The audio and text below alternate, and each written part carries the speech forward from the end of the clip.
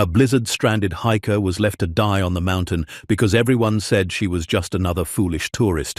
But the reclusive tracker who defied them all to carry her down discovered she was the missing heir to a $310 million mining fortune that powerful men had spent decades trying to bury.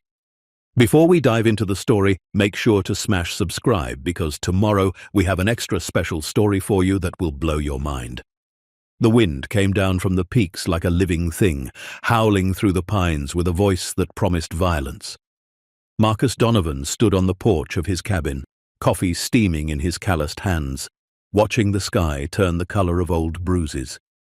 He'd lived in these Colorado mountains long enough to read the weather like most men read newspapers. This storm wasn't just coming. It was already here, creeping down the slopes with patient, deadly intent. At 42 years old, Marcus had the kind of face that looked carved from the same granite as the mountains around him. Deep lines framed his grey eyes, and his beard, streaked with silver, hadn't seen a proper trim in months. He wore what he always wore: flannel, denim, and boots that had climbed more peaks than most people would see in a lifetime. The cabin behind him was small, efficient, built with his own hands 7 years ago when he'd first retreated to this ridge. No neighbors for 5 miles, no noise except wind, wildlife, and the occasional crack of a branch giving way to snow.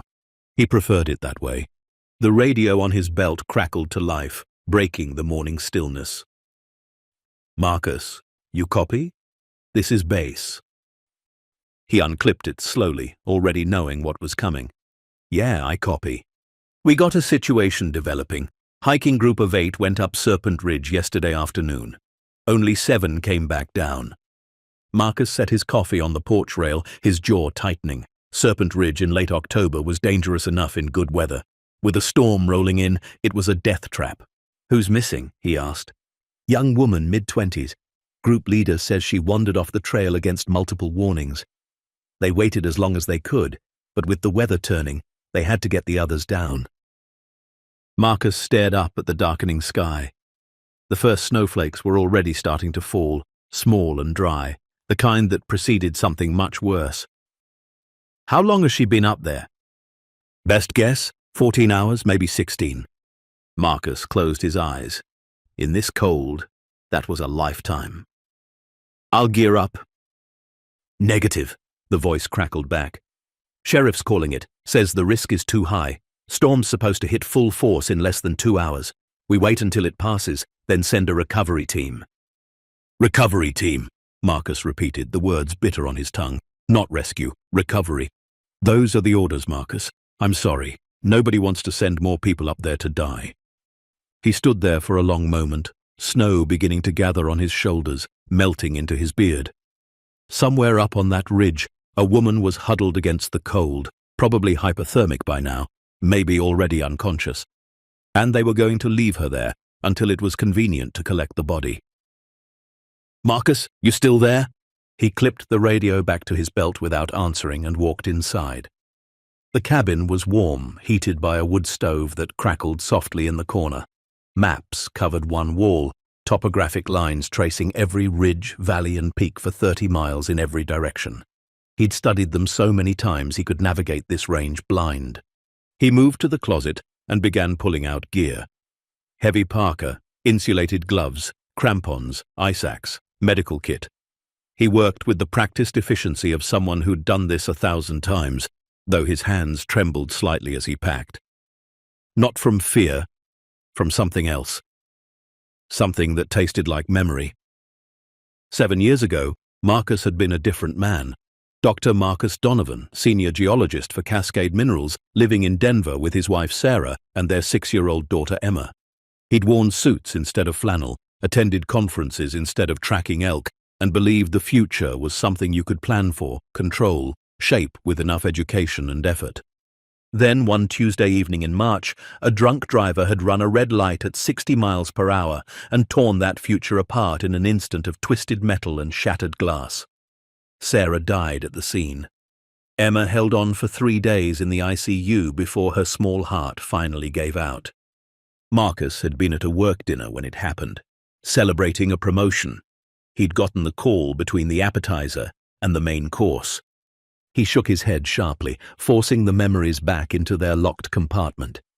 He didn't have time for ghosts right now. Someone was dying on the mountain, and he was the only one willing to do anything about it. The radio crackled again as he was loading his pack. "Marcus, this is Sheriff Brandt. I heard you were gearing up. Stand down, that's an order." Marcus kept packing. "Donovan, I'm serious. We're not risking trained personnel in these conditions for someone who ignored every safety protocol and got herself killed." "Got herself killed," Marcus said quietly to the empty cabin. "She's not dead yet." He zipped the pack, tested its weight, and grabbed his trekking poles. Outside, the snow was falling harder now, thick white curtains that reduced visibility to maybe 20 yards. The temperature had dropped 10 degrees in the last hour. It would drop another 20 before nightfall. Marcus locked the cabin door, though there was nobody around for miles to break in, and started up the trail towards Serpent Ridge. The wind immediately tried to push him back, but he leaned into it, his body remembering the rhythm of climbing even as his mind wandered to darker places. The truth was, Marcus hadn't just retreated to these mountains to escape. He'd come here to disappear, to become as remote and unreachable as the peaks themselves. For 7 years, he'd spoken to maybe a dozen people, kept human contact to the bare minimum required for survival. He guided the occasional hunting party because he needed money for supplies, but he never got close, never shared more than necessary, never let anyone see past the weathered exterior to the hollow space inside. But something about this situation felt different. Maybe it was the casual way the sheriff had written this woman off. Maybe it was the way the group leader had apparently left her behind without much of a fight. Or maybe it was the way the voice on the radio had said, "got herself killed." Like her life was already a closed chapter, a statistic, a cautionary tale. Whatever it was, Marcus kept climbing. The trail grew steeper, rockier. Snow accumulated on the path, making footing treacherous. Marcus moved with deliberate care, testing each step, using his poles for balance. The wind screamed through the canyon walls, carrying voices that weren't there, memories of laughter that had been silent for 7 years. He'd been climbing for 90 minutes when he saw the first signs. Boot prints, partially filled with snow, but still visible. A group of them heading down. He crouched, examining them with the focus he once applied to geological surveys. 8 sets going up, 7 coming back down. The ones heading down were hurried, spaced far apart, people moving fast, maybe scared. But there was something else. One set of prints diverged from the others about 50 yards up. They headed east, off the main trail, toward a more dangerous section of the ridge. Marcus frowned. Why would someone leave a marked trail in deteriorating weather? Unless she didn't leave voluntarily. The thought hit him like a physical blow. He stood slowly, eyes scanning the terrain. The tracks heading east had been made before the snow started falling heavily, maybe 12 to 14 hours ago based on how much accumulation had settled in them. But the returning tracks, the 7 sets heading down, those were much fresher, maybe 6 to 8 hours old. The timeline didn't match what he'd been told. The group leader said they'd waited as long as they could. But if these tracks were accurate, they'd left her behind long before the weather turned truly dangerous. They'd had time to search. They'd chosen not to. Marcus adjusted his pack and followed the diverging tracks. The terrain here was exposed, a narrow ridge with steep drops on both sides. In good conditions, it was manageable. In a blizzard, it was suicide. The woman, whoever she was, must have been desperate or disoriented to come this way. Or chased. The tracks led him along the ridge for another 30 minutes. The storm was reaching its peak now, wind gusts strong enough to stagger him, snow so thick he could barely see 10 feet ahead. The temperature gauge on his pack read 8 degrees Fahrenheit. With the wind chill, it felt closer to -15. Nobody could survive long in this, not without shelter. Then he saw it, a dark opening in the rock face partially obscured by snow-covered scrub, a shallow cave maybe 8 feet deep. The tracks led directly to it. Marcus approached carefully, unsure what he'd find. His mind prepared him for the worst, a frozen body curled in the fetal position, another life claimed by the mountain's indifference. But as he crouched at the cave entrance and shined his flashlight inside, he saw movement. She was alive. Barely. The woman was pressed against the back wall, knees drawn to her chest, arms wrapped around herself in a futile attempt at warmth. Her lips were blue, her skin pale as the snow outside. She wore good gear, Marcus noticed immediately. Not the cheap stuff tourists usually bought. This was professional-grade cold-weather equipment, the kind that cost thousands of dollars. But even the best gear couldn't save you from extended exposure. "Hey," Marcus said softly, not wanting to startle her. "Can you hear me?" Her eyes fluttered open. They were a striking green, even dulled by hypothermia. She stared at him for a long moment, as if he might be a hallucination, then whispered something too quiet to hear over the wind. Marcus moved closer, pulling emergency blankets from his pack. "I'm going to get you warm, okay? My name's Marcus. I'm here to help." She tried to speak again, and this time he heard it. "Don't take me to town." He paused. "What? Please." Her voice was barely a breath. "Don't take me to the hospital. Not safe." Marcus stared at her. Hypothermia could cause confusion, paranoia even, but there was something in her eyes that looked clear, focused despite the cold, something that looked like fear. "We'll figure that out later," he said, wrapping the thermal blankets around her shoulders. "Right now, we need to get you off this mountain." She was clutching something against her chest, he realized. A leather journal, worn and old, held tight, even as she shivered violently. Held like it was more important than her own warmth. "Can you walk?" Marcus asked. She shook her head weakly. He'd expected that. He shrugged off his pack and pulled out a rescue harness, the kind designed for carrying an incapacitated person. He'd used it twice before, once for a hunter with a broken leg, once for a teenager who'd fallen and cracked his skull. Both times, it had been in decent weather. Carrying someone down Serpent Ridge in a blizzard was something else entirely. But he'd come this far. It took 15 minutes to secure her properly, making sure the harness distributed weight without cutting off circulation. She was maybe 5'6", 130 pounds. Not heavy, but dead weight was always harder than it looked, and the descent would be treacherous. "What's your name?" Marcus asked as he tightened the last strap. "Cassidy," she whispered. "Okay, Cassidy. I'm going to get you home, but I need you to hold on, all right? Stay awake if you can." She nodded slightly, though her eyes kept trying to close. Marcus hoisted her onto his back, adjusting the weight until it settled across his shoulders and hips. The harness did most of the work, but it was still like carrying a heavy pack up a mountain, except he was going down and the pack was a human being whose life depended on him not falling. The descent was a nightmare. The trail he'd climbed was no longer visible under the accumulated snow. He navigated by memory and instinct, feeling for solid ground beneath each step, using his poles to probe for hidden ice or unstable rocks. The wind tried to knock him sideways. Snow caked his beard and goggles, reducing visibility to almost nothing. Twice his foot slipped on ice, and he had to catch himself with his poles, muscles screaming from the sudden strain. If he fell here, they'd both die. Simple as that. The drop was steep enough that a tumble would mean broken bones at minimum, probably worse. And in this storm, broken bones were a death sentence. Cassidy was silent on his back, her breathing shallow but steady. Every few minutes Marcus would call back to her. "Still with me, Cassidy?" And she'd whisper back, "Yeah." It became a rhythm. Step, probe, step. "Still with me?" "Yeah." Step, probe, step. Marcus's legs burned. His shoulders ached. The cold crept through his gear, numbing his fingers and toes. He'd been climbing for over 3 hours total, the last 90 minutes carrying a full-grown woman on his back. He was in good shape for 42, kept himself strong through constant physical labor, but this was pushing him to his absolute limit. But he kept moving, because stopping meant freezing, and freezing meant dying. And Marcus Donovan had already lost too much to let death win again. The storm began to ease slightly as he dropped below the ridgeline.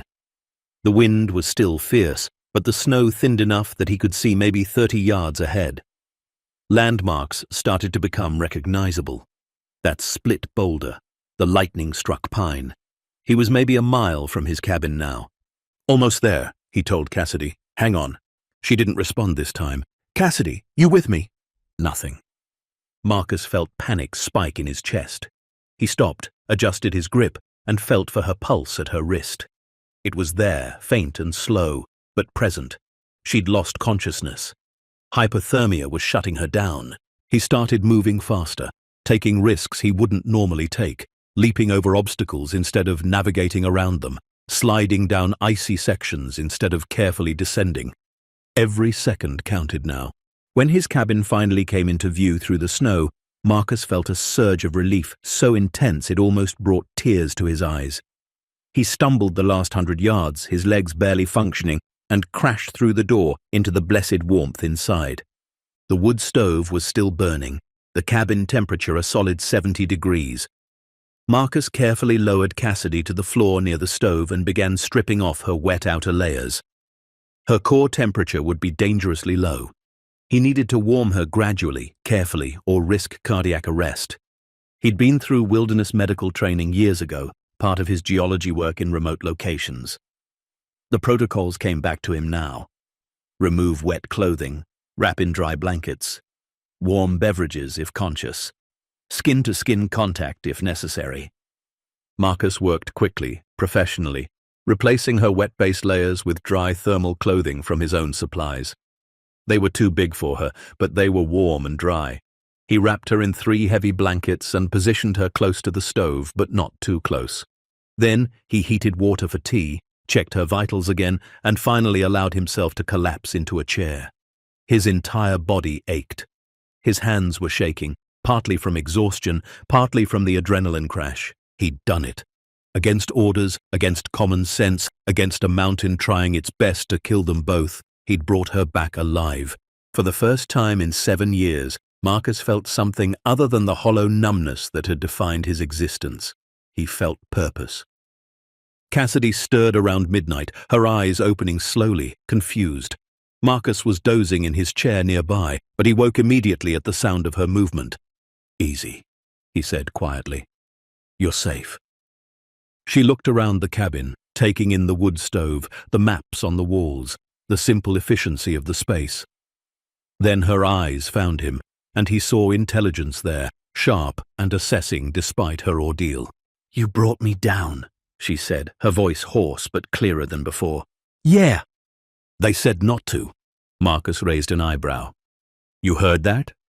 "Before, on the mountain. I heard the group leader on his radio. He called for help. They told him to leave me. He said okay." Marcus felt something cold settle in his stomach. "He just agreed." Cassidy nodded slowly, pulling the blankets tighter around herself. "He said he understood. Said I'd made my choice by wandering off." She paused. "Except I didn't wander off. I was pushed." The words hung in the warm air of the cabin like smoke. "Pushed," Marcus repeated carefully. "Not physically, but encouraged, separated. One of the hikers, a guy named Victor, kept suggesting I check out views off the main trail. Said he'd been up here before, knew great photo spots. Every suggestion led me further away from the group." Her green eyes met his. "By the time I realized what was happening, I was alone, the weather was turning, and they were gone." Marcus leaned forward in his chair. Why would someone do that? Cassidy was quiet for a long moment. Her hand moved to the leather journal Marcus had placed on the table beside her. She pulled it close, protective. "Because they knew who I am," she said softly, "and they knew what I was looking for." "Who are you?" She took a shaky breath. "My name is Cassidy Holloway. My grandfather was Edmund Holloway." The name hit Marcus like a punch. Every geologist who'd ever worked in Colorado knew that name. Edmund Holloway, legendary prospector, disappeared in 1993 under mysterious circumstances. Rumored to have discovered something massive in these mountains before he vanished. Some said gold. Others said uranium. Nobody knew for sure because his claims and surveys had disappeared with him. "Edmund Holloway had a granddaughter?" Marcus asked. "He had a daughter, my mother. She spent her whole life trying to find out what happened to him. She died 6 months ago without answers. Cassidy's voice cracked slightly. Before she passed, she gave me this journal, his journal, the only thing we had left of him. Marcus stared at the worn leather cover. What's in it? Clues, coordinates, notes about a discovery he made in these mountains, something worth killing for apparently. He wrote that if anything happened to him, this journal would tell the truth. And you came up here looking for what? His mine? Not a mine. Evidence. Proof of what he found and who took it from him. She met Marcus's eyes. There are people who don't want that proof to surface. People who've built fortunes on my grandfather's work, and they knew I was coming. Marcus stood slowly, his mind racing. The eager way the sheriff had called off the search. The group leader's quick agreement to abandon her. The hiker named Victor who'd led her away from safety. You think this was planned, he said. The whole hiking trip, getting you onto that mountain. I don't think, Cassidy said quietly. I know, because I heard Victor on the radio after I was alone. He called someone and said, "It's done. The storm will take care of the rest." The cabin fell silent, except for the crackle of the fire. Outside, the blizzard howled, but it was already beginning to weaken, the worst of it past. By morning, the skies would be clear. And by morning, Marcus realized, whoever had wanted Cassidy Holloway to disappear on that mountain would know she'd survived. They'd know because he'd saved her, and they'd know where to find her. Marcus walked to the window, staring out into the darkness. 7 years ago, he'd failed to save the people he loved most. He'd been miles away, celebrating a promotion, while they died alone and scared. That failure had hollowed him out, turned him into someone who lived in the wilderness not to find himself, but to lose himself completely. But tonight, he'd climbed into a blizzard when everyone said not to. He'd carried a stranger down a mountain that tried to kill them both, and in doing so, he'd stumbled into something bigger than a rescue, bigger than redemption. He'd stumbled into a fight. Marcus turned back to Cassidy, this woman who'd been left to die because she dared to search for truth. He saw determination in her eyes, the kind that didn't bend easily. He saw grief for a grandfather she'd never really known and a mother who'd died searching. And he saw fear, real and justified, because she'd just survived a murder attempt disguised as negligence. Get some rest, Marcus said quietly. Tomorrow we figure out what to do next. Cassidy nodded, exhaustion finally overwhelming her. Her eyes closed, the journal still clutched against her chest. Marcus sat back in his chair and stared at the maps on his wall. Somewhere in these mountains was evidence worth killing for. Somewhere out there were people powerful enough to orchestrate a murder on a public hiking trail. And somewhere in the hollow space where his heart used to be, something flickered back to life. Not quite hope, not yet, but maybe the beginning of it. Morning came cold and brilliant. Sunlight poured through the cabin windows, turning the snow-covered landscape into a field of diamonds. Marcus woke to find Cassidy already awake, sitting at the small kitchen table with her grandfather's journal open in front of her, a mug of coffee steaming beside her elbow. Found the coffee, she said without looking up. Hope that's okay. Marcus stood slowly, his muscles protesting every movement. Carrying someone down a mountain in a blizzard wasn't something a body forgot quickly. It's fine. How are you feeling? Like I should be dead. She finally looked at him, and in the daylight, he could see her more clearly. She was younger than he'd initially thought, maybe 26 or 27. Dark hair fell past her shoulders, still tangled from yesterday's ordeal. Her green eyes held a sharpness that suggested intelligence and something else.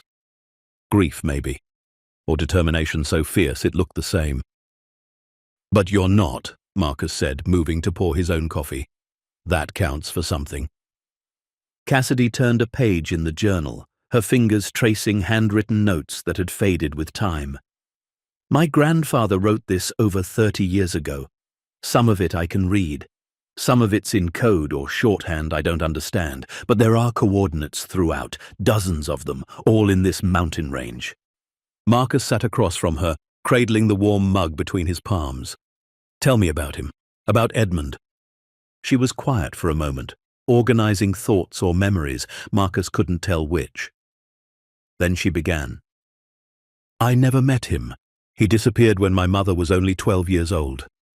One day he was there, the next he was just gone.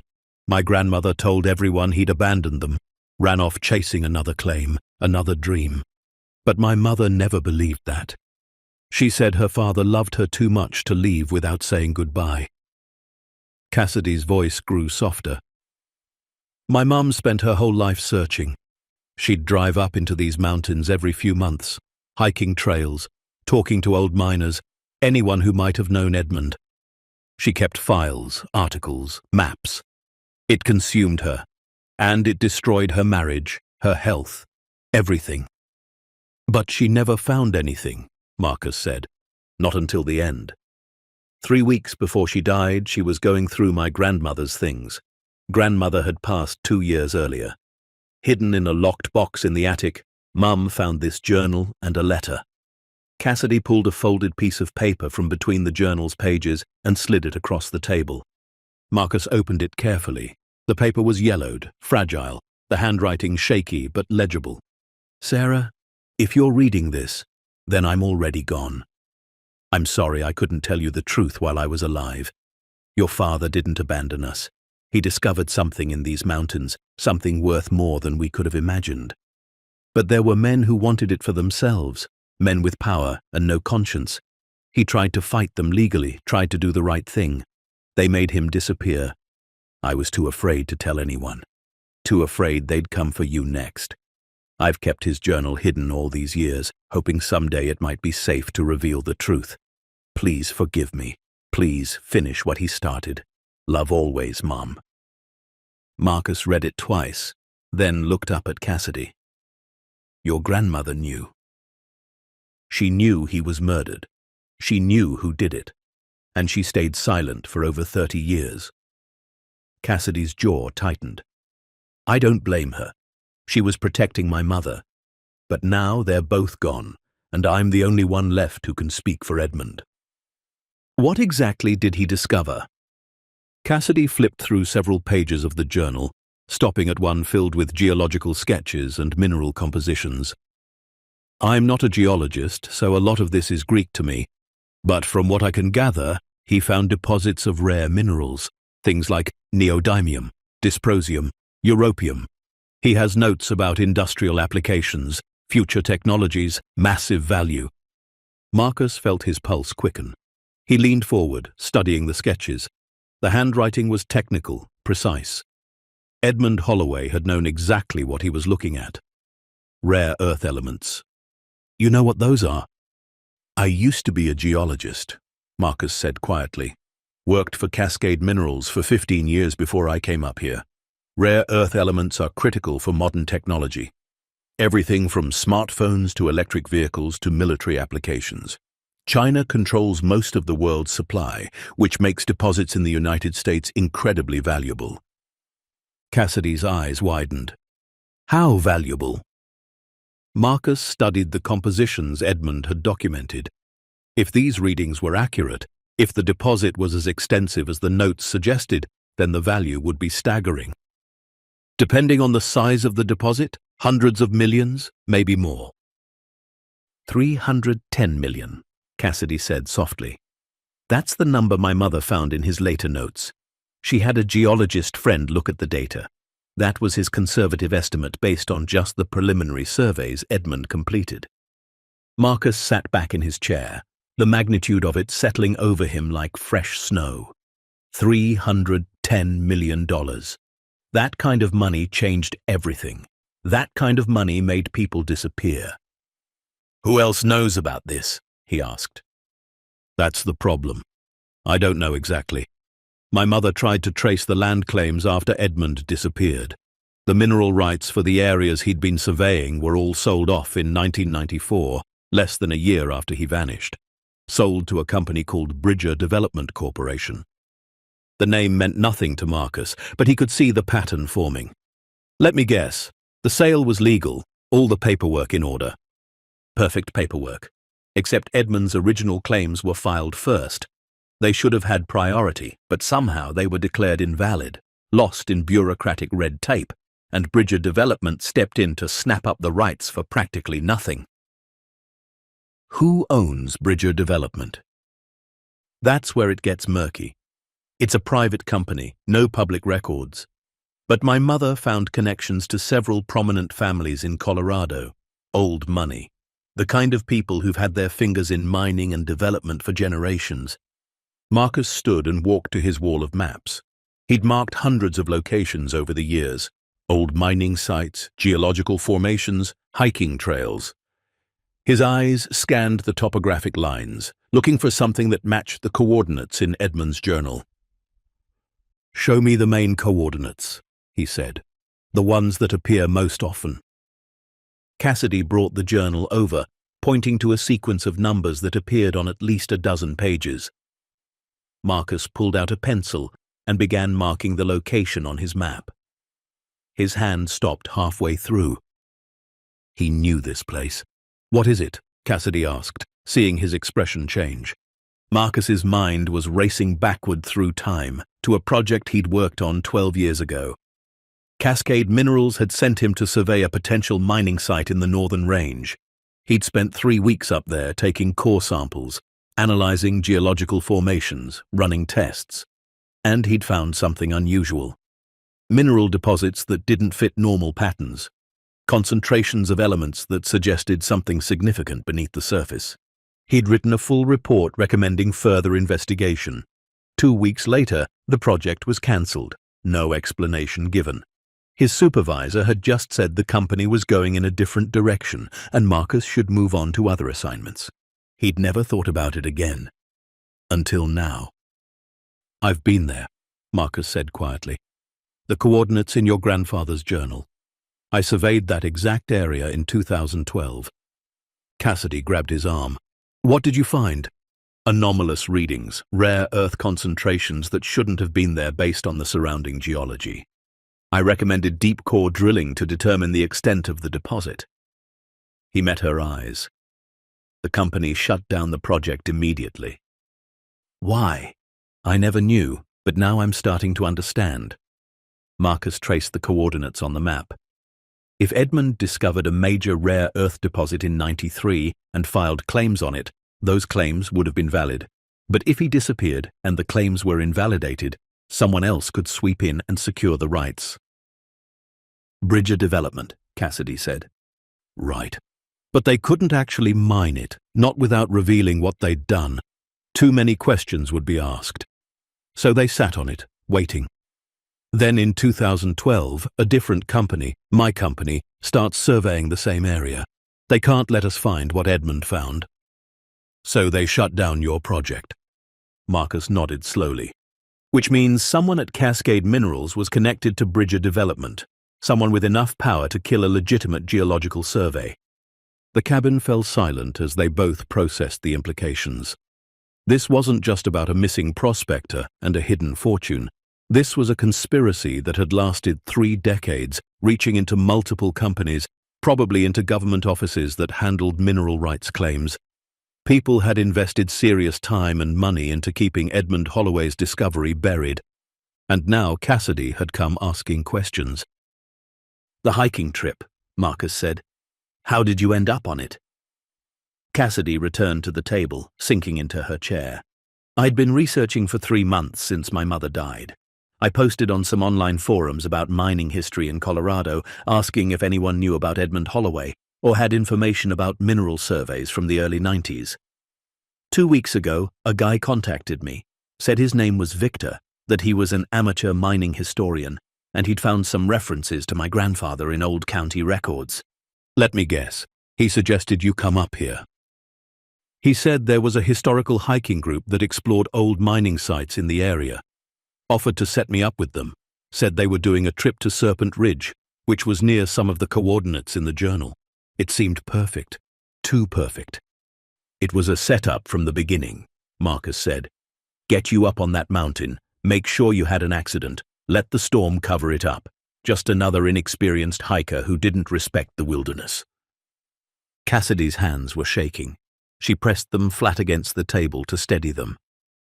I almost fell for it completely. If the storm hadn't come early, if Victor had been able to lead me further from the trail, I would have just vanished. No body, no investigation, just another missing person. Marcus felt anger building in his chest, hot and unfamiliar after years of emotional numbness. Someone had orchestrated an elaborate murder, had planned it carefully, had executed it coldly, and they'd almost succeeded. "You said you heard Victor on the radio," Marcus said, "after you were separated from the group. What exactly did he say?" Cassidy closed her eyes, remembering. He was maybe 100 yards away. I'd realized I was lost and was trying to backtrack when I heard his voice. He was saying, "It's done.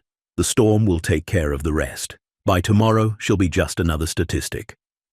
Then someone on the other end must have asked a question because Victor said, "No, she had the journal with her. It'll be buried with her." "But you held on to it." "I wasn't letting it go. Even when I thought I was going to freeze to death, I kept it.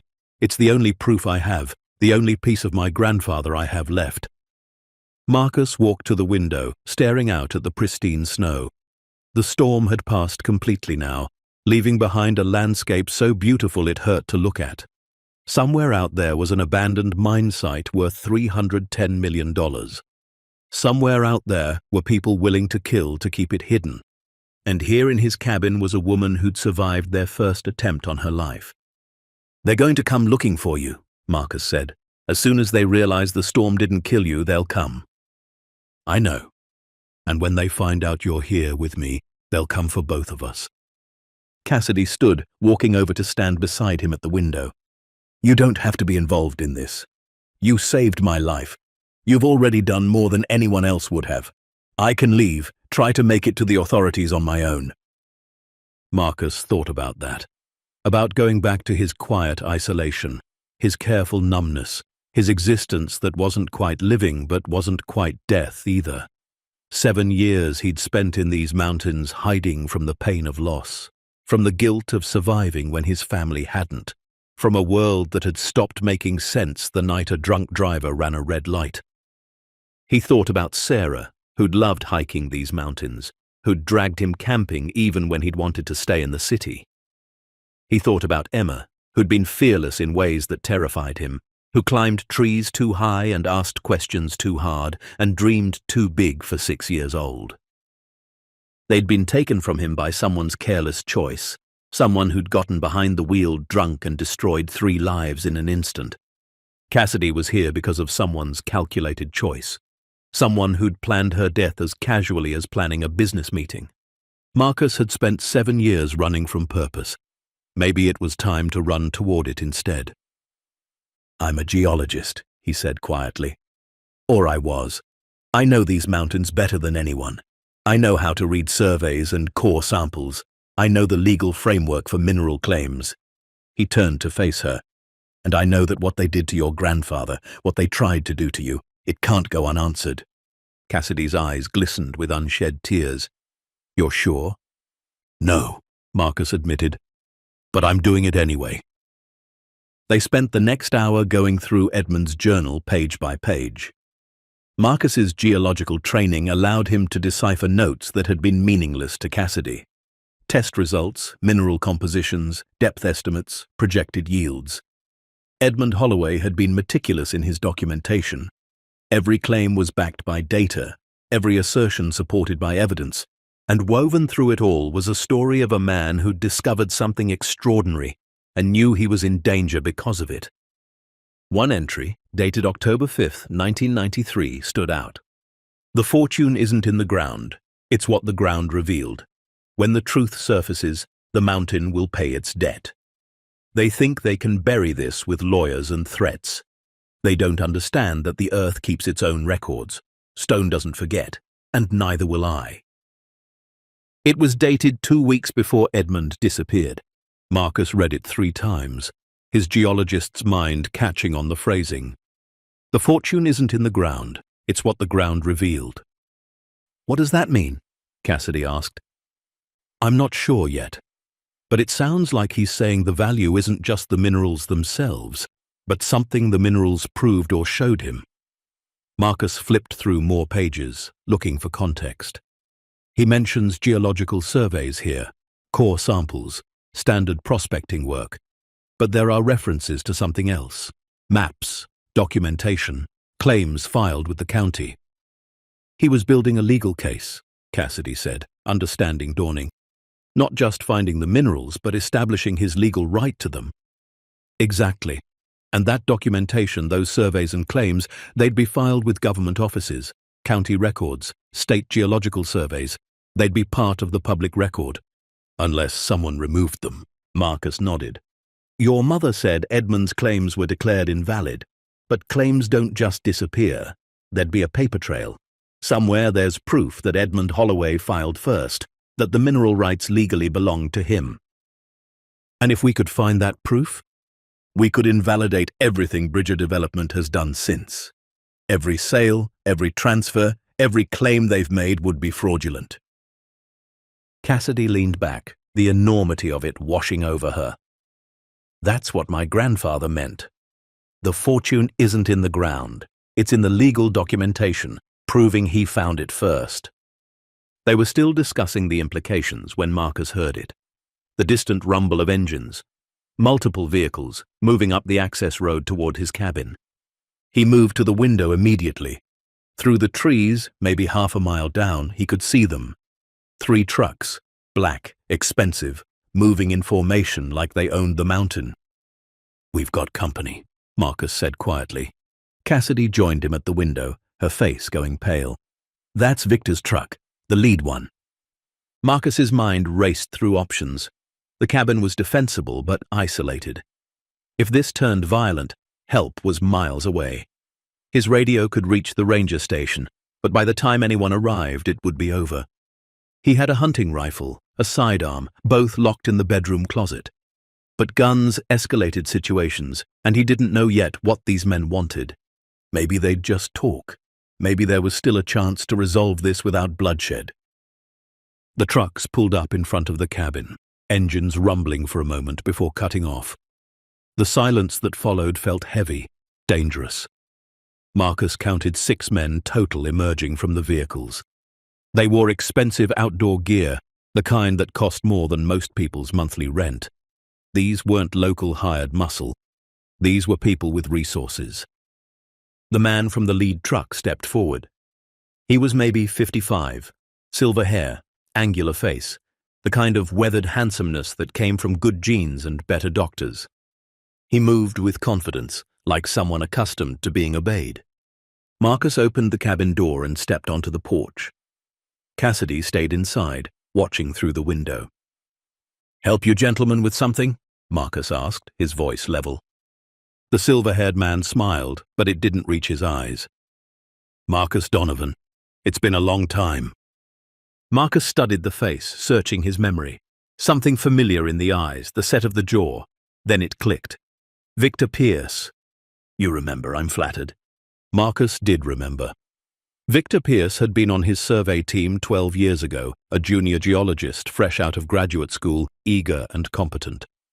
They'd worked together for 3 weeks on that aborted project in the Northern Range. Then the project had been cancelled, and Marcus had never seen him again. "What are you doing here, Victor?" "I think you know." Victor's smile faded. "We had an incident yesterday. A young woman got separated from a hiking group in the storm.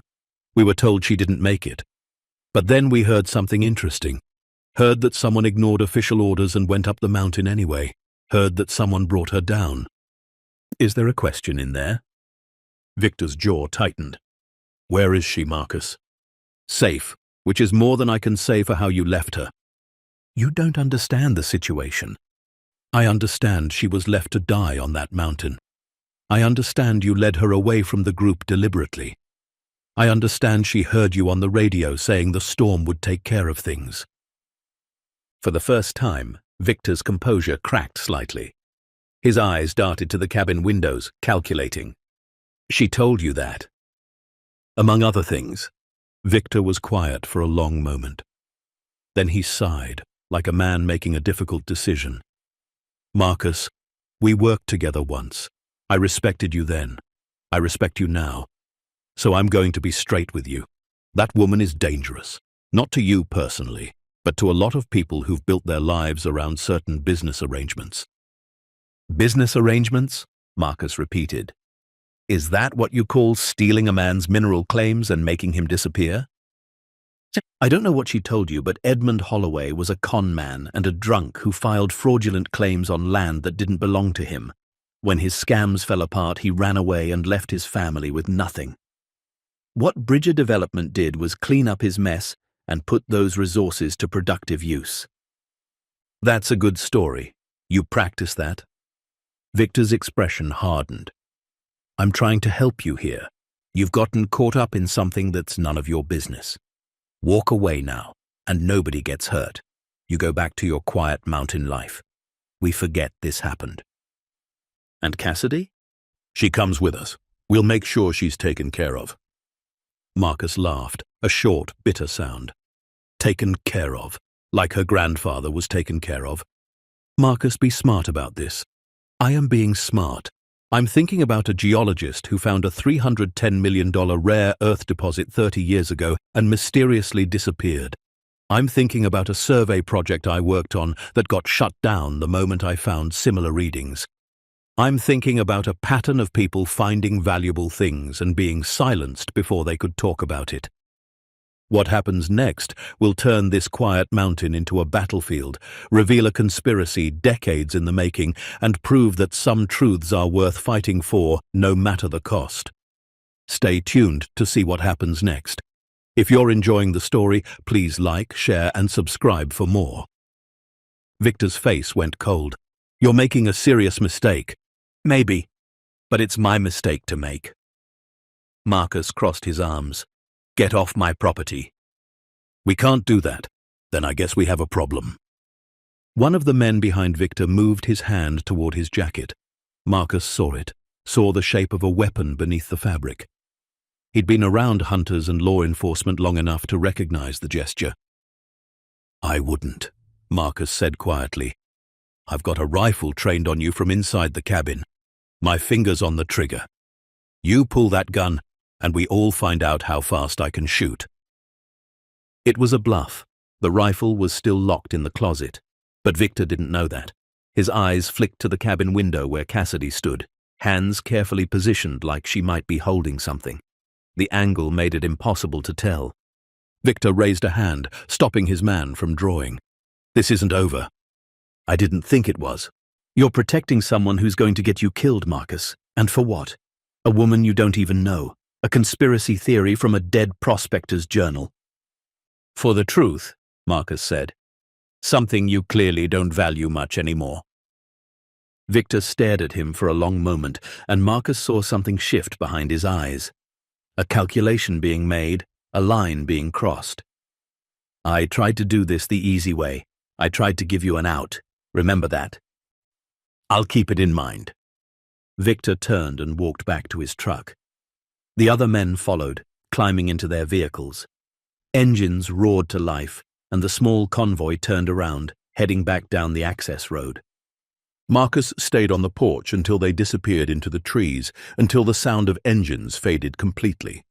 Only then did he allow himself to breathe. Cassidy opened the cabin door. Was that true about the rifle? No, but he didn't know that. He's going to come back. I know. With more men. Maybe with the police. He'll find a way to make this legal, make it look like we're the criminals. Marcus nodded. Which means we need to move fast. We need to find your grandfather's evidence before they can stop us. The coordinates in the journal. Can you get us there? Marcus thought about the location, the terrain, the risks. It was a 3-day trek in good conditions, longer if the weather turned again. And they'd be heading directly into territory controlled by people who'd already tried to kill Cassidy once, but they didn't have a choice. Not anymore. Yeah, Marcus said. I can get us there. When do we leave? He looked at the sky, at the sun climbing toward noon. They had maybe 6 hours of good daylight left. Not enough time to reach the coordinates today, but enough to put serious distance between themselves and the cabin before Victor returned. Pack light, Marcus said. We leave in 30 minutes. They worked in focused silence, gathering supplies. Marcus pulled out his camping gear, dividing it between 2 packs. Food for 5 days, water purification tablets, first aid kit, emergency blankets, rope, climbing equipment. Cassidy sorted through the limited clothing options in the cabin, finding layers that would work. As Marcus loaded his pack, his eyes fell on a framed photograph on the shelf. Sarah and Emma, taken on a hiking trip 4 years before the accident. They were laughing at something off camera. Emma's small hand wrapped around her mother's finger. He'd looked at this photo 1,000 times in 7 years, each time feeling the hollow ache of their absence. But today, something was different. Today, when he looked at their faces, he didn't just feel loss, he felt purpose. "I'm doing this for you too," he whispered to the photograph. "For every family that deserves justice. For every truth that deserves to be heard." Cassidy appeared in the doorway, her pack ready. She saw him with the photo and understood without asking. "Your family?" "My wife Sarah, my daughter Emma. They died 7 years ago. Drunk driver." "I'm sorry." Marcus set the photo down gently. "I ran away after it happened. Came up here to hide from the world, from the pain, from everything. I told myself I was surviving, but I was just waiting to die." He looked at her. "Your grandfather, your mother, they kept fighting even when the odds were impossible. They deserved better than they got, and you deserve the chance to finish what they started." Cassidy's voice was thick with emotion. "Thank you for believing me, for helping me." "Thank each other when we survive this." Marcus shouldered his pack. "You ready?" She nodded, clutching her grandfather's journal. "Ready?" They stepped out of the cabin into the brilliant afternoon sun. The snow sparkled like crushed stars. The mountain peaks rose in the distance, beautiful and indifferent, keeping their secrets the way mountains always had. Marcus locked the cabin door, knowing he might never see this place again. 7 years of solitude, 7 years of carefully constructed isolation, all of it ending in a single choice to climb a mountain in a storm. He didn't regret it. They headed north, moving away from the access road, taking trails only locals knew existed. Marcus set a steady pace, not too fast, preserving energy for the long journey ahead. Behind them, the cabin grew smaller, a tiny refuge in an enormous wilderness. Somewhere ahead lay an abandoned mine and the truth it protected. Somewhere behind them, powerful men were planning their next move. And between those 2 points walked a grieving man who'd forgotten how to live and a determined woman who refused to let the dead stay silent. The mountain watched them go, patient and eternal, waiting to see if they'd survive what came next. The first night, they made camp in a shallow cave Marcus knew from his years exploring the range. It wasn't much, just a granite overhang that blocked the wind and provided concealment from anyone tracking them. Marcus built a small fire, keeping it low and smokeless, using dried pine that wouldn't give away their position. Cassidy sat across from him, the journal open in her lap, studying her grandfather's notes in the firelight. The flames cast dancing shadows across her face, highlighting the exhaustion in her eyes and something else. Determination that hadn't wavered despite everything she'd been through. "He was meticulous," she said quietly, running her fingers across a page of geological sketches. "Every measurement documented, every test result recorded. My mother said he was like that about everything. Couldn't leave the house without checking the locks 3 times, making lists, planning everything down to the smallest detail." Marcus was heating water for freeze-dried meals, but he listened, recognizing the need to talk, to share the weight of what they were carrying. "She said it drove my grandmother crazy sometimes," Cassidy continued, "but it also meant when Edmund believed in something, when he committed to something, he saw it through completely. No half measures, no giving up." "Sounds like his granddaughter inherited that trait," Marcus observed. Cassidy looked up, offering a tired smile. "My mother used to say I was stubborn as a mountain goat. I think she meant it as a compliment." "It is. Up here, stubborn keeps you alive." They ate in comfortable silence, the kind that develops between people who've already been through something significant together. The freeze-dried beef stew wasn't gourmet, but it was hot and filling, and after the day's hike, it tasted like the best meal Marcus had eaten in months. "Can I ask you something?" Cassidy said as she finished eating. Sure. The photo in your cabin, your wife and daughter. What were they like? Marcus was quiet for a long moment, staring into the fire. For 7 years, he'd avoided talking about them, avoided even thinking about them beyond the bare facts of their deaths. But something about this moment, this mountain night with a woman who understood loss, made it feel possible. Sarah was a teacher, he began slowly. 3rd grade. She had this way of making everything an adventure. We'd go to the grocery store and she'd turn it into a scavenger hunt for Emma, make up stories about where the vegetables came from, what journey they'd taken to get to the shelf. Everything was magical with her. She sounds wonderful. She was. And Emma. Marcus's voice caught slightly. Emma was 6 years old and already smarter than me. She'd ask questions that had no answers. Why is the sky blue? Why do people get sad? If God made everything, who made God? I'd try to give her scientific answers, but she always wanted to know what was underneath the science, what it all meant. Cassidy was quiet, letting him speak. The night they died, I was at a work dinner, celebrating a promotion to senior geologist. I'd been angling for it for 2 years, thought it was the most important thing in the world. Sarah had encouraged me to go, said she and Emma would have a girls' night, pizza and movies. I got the call at 7:43.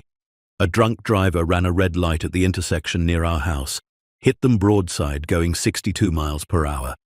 Marcus, I'm so sorry. Sarah died instantly. Emma held on for 3 days. The doctors said there was brain damage, that even if she survived, she wouldn't be the same. But I kept hoping, kept praying to a God I wasn't sure I believed in. Then on the 3rd day, her heart just stopped. And I realized I'd been at a dinner celebrating something meaningless while my entire world was being destroyed. He looked up at Cassidy, his eyes reflecting the firelight. I blamed myself for 7 years. If I'd been driving them that night, maybe I would have seen the other car coming. Maybe I could have swerved. Or if I'd stayed home, they wouldn't have been on that road at all. Every scenario led back to the same conclusion. I should have protected them, and I failed. It wasn't your fault, Cassidy said softly. You know that, right? The only person responsible was the drunk driver. Knowing something intellectually and believing it emotionally are 2 different things. Marcus poked at the fire with a stick, sending sparks spiraling into the darkness. So I ran. Quit my job, sold the house, came up here where nothing could touch me, where I didn't have to feel anything anymore. But you did feel something, Cassidy said, when you heard about me on that mountain, when everyone said to leave me there and you went anyway. You felt something then. Marcus nodded slowly. Yeah, I felt rage. Rage that someone would write off a life so casually that they'd decide you weren't worth the risk. It reminded me of how meaningless the official responses felt after Sarah and Emma died. All the proper procedures, all the right words, but underneath it was just bureaucracy processing another tragedy. You saved my life because you couldn't save theirs. Maybe. Or maybe I saved you because it was the right thing to do, and I'd forgotten what that felt like. He met her eyes across the fire. Your grandfather, your mother, they fought for what was right even when it destroyed them. That means something. That's worth honoring. Cassidy wiped at her eyes, tears reflecting firelight. My mother died 6 months ago. Pancreatic cancer. By the time they found it, there was nothing they could do. She had maybe 8 weeks. And you know what she did with those 8 weeks? Kept searching. She made me promise to finish what she'd started, to find the truth about Edmund. She said, "Don't let them erase him, Cassie. Don't let them pretend he never mattered." Those were almost her last words to me. And now you're here, keeping that promise. Now I'm here, Cassidy repeated, freezing on a mountain, being hunted by people who want me dead, trusting a man I just met. If my mother could see me now, she'd either be incredibly proud or incredibly worried. Marcus smiled. Probably both. They sat in silence for a while, watching the fire burn down to coals. The temperature was dropping fast, as it always did in the mountains after sunset. Marcus could see his breath misting in the air. "We should get some sleep," he said. "Tomorrow's going to be a long day. We'll cover maybe 12 miles if the terrain cooperates." Cassidy nodded, pulling her sleeping bag closer to the fire. "Marcus, thank you for listening, for understanding, for not thinking I'm crazy for doing this." "You're not crazy. You're brave. There's a difference." My mother used to say bravery is just fear that said its prayers and decided to move forward anyway. Marcus thought about that as he settled into his own sleeping bag. He'd been afraid for 7 years, paralyzed by loss and guilt. But 2 days ago, he'd climbed into a blizzard. Today, he'd defied dangerous men. Tomorrow, he'd lead them deeper into territory where those men had all the advantages. Maybe that was bravery. Or maybe it was just finally having a reason to move forward. The second day brought harder terrain. They left the established trails behind, cutting through old-growth forest where the trees grew so thick the sunlight barely penetrated. Marcus navigated by compass and memory, following game trails and geological features he'd noted over the years. Cassidy kept pace without complaint, though Marcus could see the strain in her face. She wasn't as conditioned for this kind of hiking as he was, but she pushed through, driven by something stronger than physical comfort. By mid-afternoon, they'd climbed above the tree line into rocky terrain dotted with patches of snow. The views were spectacular, endless peaks stretching in every direction. But Marcus barely noticed. His focus was on the landscape ahead, reading it like a map. "There," he said, pointing to a ridge about 2 miles distant. "That's the northern boundary of the area your grandfather was surveying. The main site should be another 4 miles beyond that." Cassidy shaded her eyes, studying the terrain. "It looks so empty, like nobody's been there in decades." "That's the idea. Keep it forgotten, keep it hidden." Marcus consulted the GPS coordinates from Edmund's journal, cross-referencing them with his own mental map. "But people have been there. Recently, I'd bet on it." They reached the ridge as the sun began its descent toward the western peaks. From this vantage point, Marcus could see the valley below, and his suspicions were confirmed. A dirt access road, barely visible, wound through the valley floor. Vehicle tracks were etched in the mud, recent enough that the spring runoff hadn't washed them away. "Someone's maintaining access," Marcus said, "which means they're checking on something." "The mine?" "Or the claim, making sure nobody stumbles onto it accidentally." They descended into the valley as dusk approached, moving more cautiously now. If someone was monitoring this area, they'd likely have cameras or motion sensors. Marcus kept them off the access road, paralleling it through the forest, using the trees for cover. The Holloway mine appeared just as full darkness fell. Marcus almost missed it, the entrance so overgrown and deliberately camouflaged it blended into the hillside. But Edmund's coordinates were precise, and when Marcus pushed aside the vegetation, he found what he was looking for. A steel gate, new within the last decade, secured with a heavy padlock. Warning signs declared the area hazardous, structurally unsound, entry prohibited by order of the state mining authority. "They sealed it," Cassidy said, frustration evident in her voice. Marcus examined the gate in his flashlight beam. The lock was serious, industrial grade, not something they could break easily. But the gate itself was just steel bars welded to a frame. And more importantly, it only covered the main entrance. "Every mine has ventilation shafts," Marcus said. "Emergency exits. The main entrance might be sealed, but there are other ways in if you know where to look." He pulled out Edmund's journal, studying the sketches by flashlight. There, on a diagram of the mine layout, Edmund had marked a secondary shaft about 200 yards north of the main entrance. They found it after 20 minutes of searching, hidden beneath a collapsed wooden structure that had once been a ventilation building. The shaft entrance was narrow, maybe 2 feet across, descending at a steep angle into darkness. "That's going to be tight," Cassidy said, eyeing the opening. "And probably unstable. These old ventilation shafts weren't built to last. Could be blocked, could be flooded, could collapse on us." "You're really selling this idea?" Marcus smiled grimly. "Just want you to know what we're getting into." Last chance to turn back. Cassidy looked at the journal in her hands, then at the dark shaft entrance. My grandfather went down there 30 years ago and never came back up. I'm not turning back now.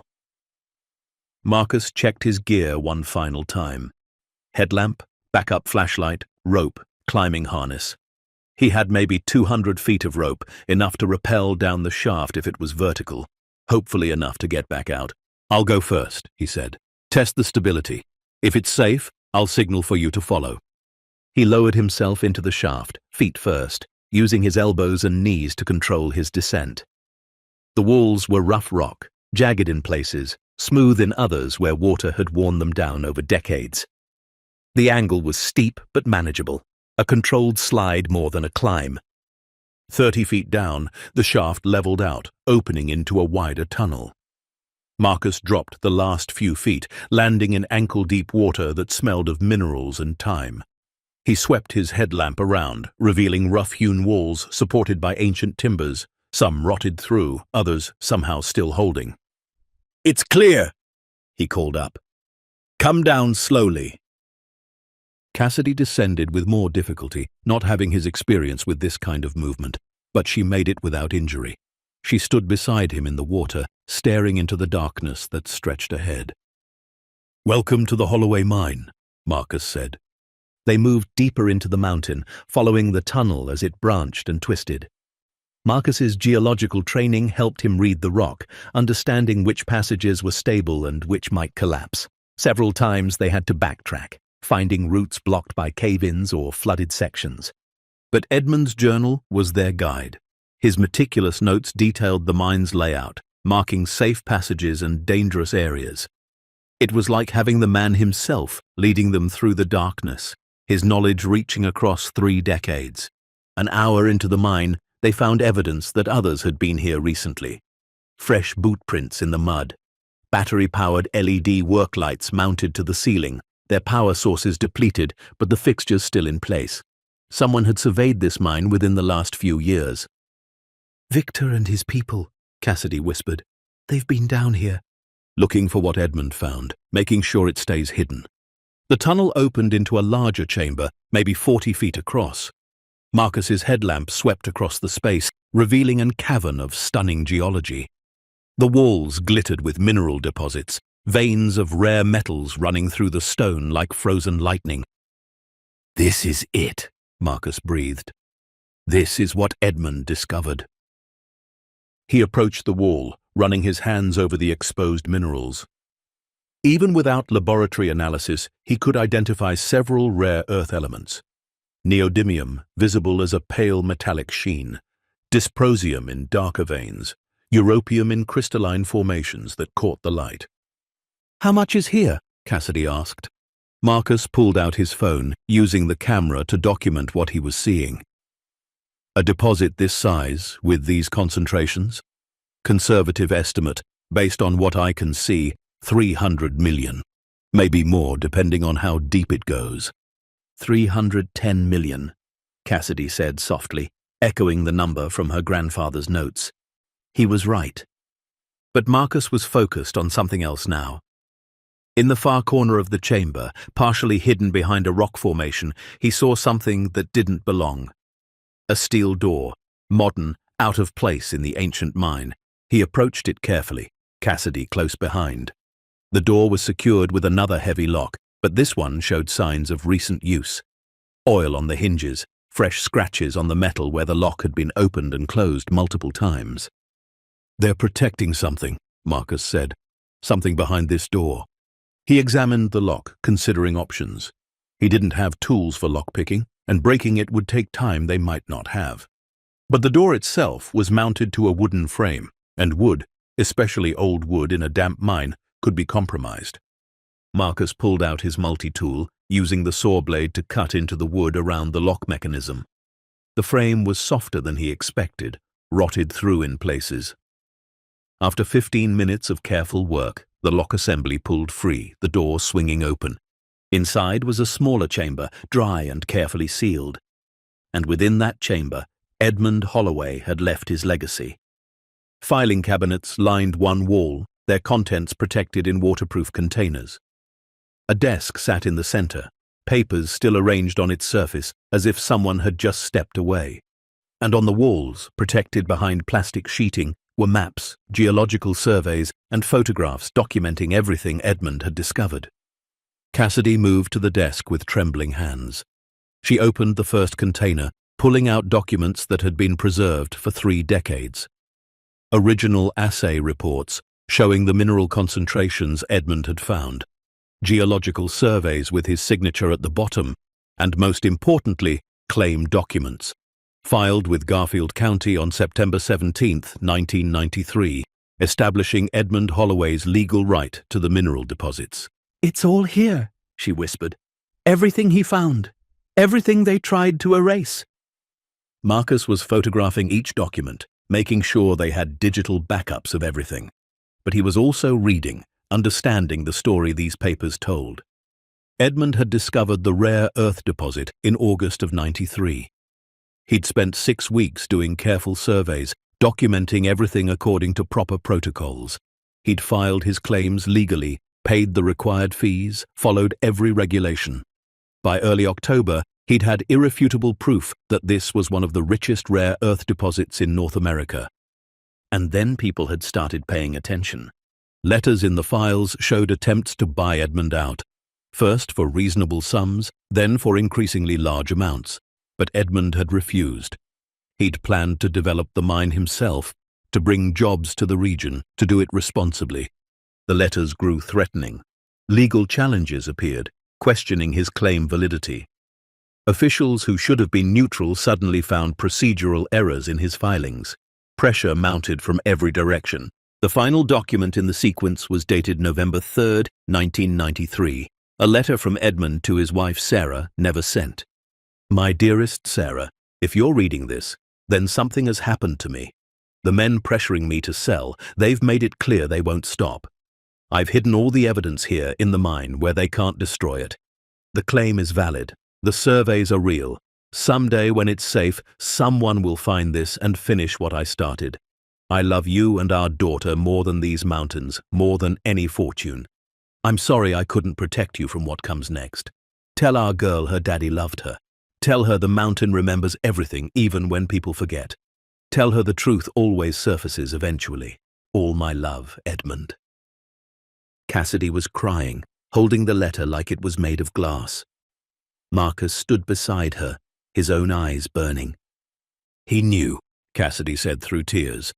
"He knew they were going to kill him, and he still wouldn't give up. He still protected the truth." Marcus found one more container, this one sealed more carefully than the others. Inside was a mining helmet, battered and worn, with Edmund Holloway's name stenciled on the side. And beneath it, a small photograph. Edmund with a young girl, maybe 10 years old, both smiling at the camera. Cassidy's mother. "He left you a message," Marcus said quietly. "Not just in words. In all of this. He left proof that he mattered, that he fought for what was right, that he loved his family enough to die protecting the truth." Cassidy took the helmet with shaking hands, holding it against her chest. For a moment she was silent, and then she spoke to the grandfather she'd never met. "I found it, Grandpa. I found what you left for us, and I'm going to make sure the world knows what you discovered, what they did to you. Your name won't be forgotten, I promise." Marcus continued documenting, his phone camera capturing everything. The evidence was overwhelming. Original claim documents proving Edmund's priority. Geological surveys showing the deposit's value. Letters revealing the conspiracy against him.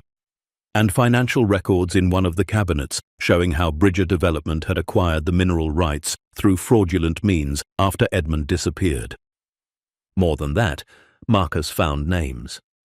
Victor Pierce's father, Richard Pierce, had been one of the primary conspirators. So had 2 county officials, a state mining inspector, and a federal land management supervisor, all working together to steal Edmund's discovery and cover up the theft. And there was one more document, tucked in the back of the final drawer. A coroner's report, dated December 8, 1993. It declared Edmund Holloway's death accidental, the result of a mining accident in an unstable shaft. Cause of death, blunt force trauma and asphyxiation. No investigation recommended. Except Edmund had hidden all this evidence before he died, which meant his death wasn't an accident. It was murder, covered up by people with the power to falsify official reports. "We have them," Marcus said, holding up his phone showing the hundreds of photographs he'd taken. "We have everything we need to prove what happened." Then why do I feel like we're still in danger? Cassidy asked. As if in answer, light suddenly flooded the chamber. Bright, modern LED work lights powered on remotely. Marcus spun around, his hand going instinctively to the knife on his belt. Victor Pierce stood in the doorway, flanked by 4 men. They all carried weapons, and the weapons were all pointed at Marcus and Cassidy. "Because you are in danger," Victor said calmly. "Serious danger, and it just got a lot worse." Marcus positioned himself between Victor and Cassidy, calculating odds that weren't good. 5 armed men, 1 narrow exit, no cover worth mentioning. If this turned violent, they'd both die down here just like Edmund had. "How did you find us?" Marcus asked, buying time. "Please, you think we haven't been monitoring this site for 30 years? We've had sensors at every entrance since 2005. The moment you breached the ventilation shaft, we knew." Victor stepped further into the chamber, his eyes scanning the open files, the documents spread across the desk. "I'd hoped you'd be smarter than this, Marcus. I really did. Smart would have been letting Cassidy die on that mountain." "Yes, it would have. But you had to be noble, had to play hero." Victor's expression hardened. "Do you have any idea what you've done? How many lives you've disrupted with your misguided sense of justice? Justice for Edmund Holloway. Justice for everyone your family and your partners screwed over." Victor laughed, a harsh sound in the enclosed space. "Edmund Holloway was a stubborn fool who didn't understand how the world works. We offered him millions for his claim. Millions. He could have walked away rich, but no, he wanted to develop it himself. Wanted to be some kind of mining magnate. His pride killed him, not us." "That's not what these documents say," Cassidy said, her voice stronger than Marcus expected. "They say you stole his claim after you murdered him." "Murdered?" Victor shook his head. "Such an ugly word. My father tried to reason with Edmund, tried to make him understand that a deposit this valuable needed serious development, resources Edmund didn't have. Edmund became erratic, paranoid. He threatened to go to the media, to federal authorities. He became a liability. So you killed him." "He had an accident in this very mine. A tragic accident that was entirely preventable if he'd just been reasonable." Marcus's mind was racing, looking for options. The men behind Victor were professionals, trained, alert, but they were also standing in an unstable mine tunnel, and Marcus knew something they probably didn't. These old mines were death traps for people who didn't understand geology. "You can't kill us and make it look like an accident," Marcus said. "Too many people know we're here. The ranger station knows I was heading north. Other hikers have seen us." "But they don't know you're in this mine," Victor countered. "And mines are dangerous places. Cave-ins happen. People get lost in the dark, run out of air, never find their way out. It'll be tragic, really. A rescue operation will find your bodies in a few days, maybe a week, along with all these documents you discovered. Such a shame that a structural collapse destroyed most of the evidence before anyone could study it properly." He was going to destroy the chamber, Marcus realized. Bring down the ceiling, bury everything just like his father had buried Edmund. Only this time, Marcus and Cassidy would be buried with it. Marcus's eyes darted around the space, reading the rock. The ceiling was supported by old timber beams, some cracked, some barely holding. The chamber was actually quite unstable, held up more by luck than engineering. A targeted collapse in the right spot wouldn't just destroy the evidence. It would block the only exit, trapping Victor and his men as surely as it trapped Marcus and Cassidy. Unless they knew another way out. "There's a secondary tunnel," Marcus said suddenly, looking at Cassidy. "The one Edmund marked in his journal, the one that leads to the eastern shaft." Cassidy caught on immediately. She grabbed the journal from the desk, flipping pages. "Here, it branches off from this chamber. It was a gamble. Marcus had no idea if there actually was another exit. But he needed Victor to believe there was, needed to create enough doubt to keep him from just shooting them outright. Victor's eyes narrowed. "There's no other exit. We've surveyed this entire mine." "Then you missed something," Marcus said. Edmund knew this place better than anyone. He had escape routes planned. "Why do you think he was confident enough to confront your father?" For the first time, Marcus saw uncertainty flicker across Victor's face. He turned to one of his men. "Check the survey maps. See if there's any indication of a secondary shaft in this area." While the man pulled out a tablet, Marcus edged slightly to his left, positioning himself near one of the supporting beams. It was old, rotted in places, and if he could just— "Don't move," Victor snapped, his weapon coming up. "I see what you're thinking, and it won't work. You bring down this chamber, and you die with us." "Maybe," Marcus said, "but at least the truth dies with us too. No evidence for you to destroy, no way for you to maintain the cover-up. In 5 or 10 years, someone else will dig into Edmund's disappearance, find something you missed, and it'll all unravel anyway." "You're bluffing." Marcus's hand moved fast, grabbing the rotted beam and yanking hard. The ancient wood splintered with a crack like thunder. The ceiling groaned, dust and small rocks beginning to rain down. "Run!" Marcus shouted to Cassidy. She didn't hesitate, grabbing the helmet and journal and sprinting toward the back of the chamber where Marcus hoped, prayed there might actually be another passage.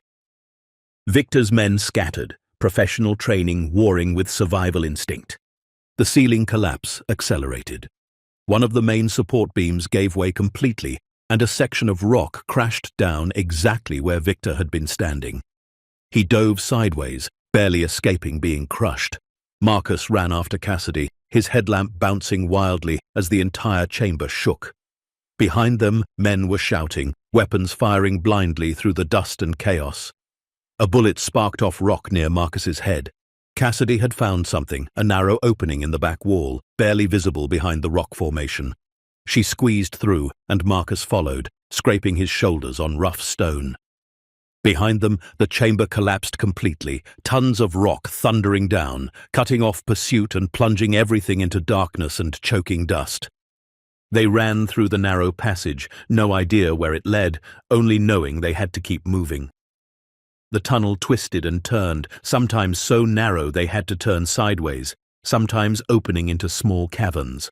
Marcus's headlamp was their only source of light, creating wild shadows that danced across ancient stone. "Do you actually know where this goes?" Cassidy gasped as they ran. "No idea," Marcus admitted, "but it goes away from them, so we keep moving." They'd been running for maybe 10 minutes when Marcus heard it, the sound of rushing water. The tunnel was sloping downward now, and water was flowing along the floor, maybe 6 inches deep, moving fast.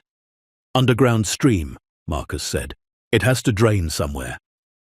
They followed the water, splashing through the growing current. The tunnel widened gradually, the ceiling rising higher, and then Marcus saw it, a pale glow ahead. Not artificial light, but daylight, filtering in from somewhere above. The tunnel opened into a vertical shaft, maybe 20 feet across, with water cascading down one side into a pool below. Far above, Marcus could see sky, an opening at least 100 feet up. "A sinkhole," he said. "The stream must have carved this out over centuries." "Can we climb it?" Cassidy asked, staring up at the vertical walls. Marcus examined the rock. It was rough, with plenty of handholds, but it was also wet and would be treacherous. "It's going to be difficult. Difficult beat staying down here." She was right. Behind them, somewhere in the collapsed mine, Victor and his men would be finding another route. The collapse might slow them down, but it wouldn't stop them. Marcus pulled out his rope, creating a makeshift harness for Cassidy. "I'll climb first, set anchors as I go. Then I'll pull you up section by section. It's going to take time, and it's going to hurt, but we can do this." He began the ascent, finding holds in the rough stone, testing each one before committing his weight. Water from the cascade soaked him, making everything slippery. Twice his foot slipped, and he hung by his fingertips until he could find purchase again. 20 feet up, he found a solid outcropping and secured the rope. "Okay, start climbing." I'll take up slack as you go." Cassidy climbed with determination that overcame inexperience. Her hands were bleeding from the rough rock, her breathing labored, but she kept moving. Marcus pulled the rope tight, taking her weight when she needed to rest. They climbed like this for over an hour, Marcus ascending, setting anchors, bringing Cassidy up behind him. The daylight above grew brighter, closer. Marcus's shoulders screamed from the effort, his fingers raw and numb. At 80 feet, Cassidy's grip failed. She slipped, falling 5 feet before the rope caught her. Marcus held tight, the sudden weight nearly pulling him from the wall. For a terrifying moment, they both hung there, Marcus's anchor the only thing keeping them from plummeting to the rocks below. "I've got you," Marcus grunted, muscles straining. "Find your footing, slow breath. You can do this." Cassidy found a hold, got her feet under her. "I'm okay, keep going." The final 20 feet were the hardest. The rock was slicker here, exposed to rain and weather from above, but Marcus pushed through, driven by desperation and the knowledge that Victor's men could emerge from the mine at any moment. His hand broke through into open air. He pulled himself over the edge, rolling onto solid ground and dragging in huge breaths. Then he secured the rope around a boulder and hauled Cassidy up the last distance. She collapsed beside him, both of them too exhausted to move. They lay in the afternoon sun, covered in mud and blood and stone dust, alive. But they weren't safe yet. Marcus forced himself to sit up, getting his bearings. They'd emerged on the far side of the ridge from the mine entrance, maybe 2 miles from where they'd started. The sun was already dropping toward the western peaks. They had maybe 2 hours of daylight left. "Can you walk?" he asked Cassidy. She nodded, climbing to her feet on shaking legs. "Where do we go?"